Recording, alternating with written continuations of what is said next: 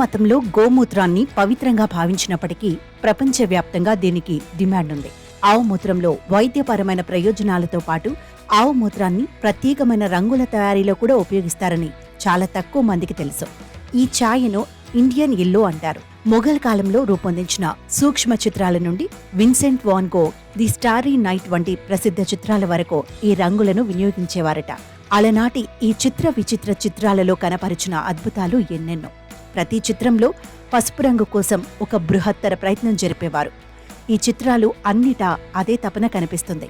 అయితే వీటి వెనుక ఒక రహస్యం ఉంది. పూర్వకాలంలో రంగులను తయారు చేయడం అంత సులభం కాకపోయేది. ఆ సమయంలో సింథటిక్ రంగులను తయారు చేసే సాంకేతికత లేదు.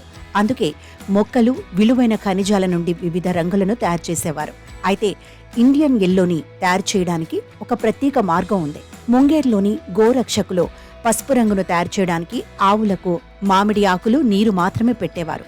దీని కారణంగా ఆవు శరీరంలో పిత్త వర్ణ ద్రవ్యం మొత్తం పెరిగేది. దీని కారణంగా ఆవు మూత్రం రంగు పసుపు రంగులోకి మారుతుంది. ఆవులను మామిడి ఆకులను తినేలా చేసేవారట. ఆవులు రోజుకు 4 సార్లు మూత్ర విసర్జన చేసే విధంగా శిక్షణ ఇచ్చారట. ఆవుల మూత్రాన్ని మట్టి కుండల్లో సేకరించి రాత్రంతా ఉడకపెట్టేవారట.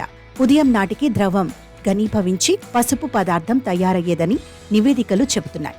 ఆ తర్వాత గోరక్షకులు దానిని వడపోసి ఎండపెట్టి చిన్న చిన్న బంతులను తయారు చేసి పియూరీ పేరుతో మార్కెట్లో విక్రయిస్తారు. వ్యాపారవేత్తలలో ఈ బంతులకు చాలా డిమాండ్ ఉంది.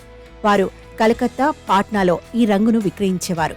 అక్కడి నుండి దానిని యూరప్కు ఎగుమతులు చేసేవారట.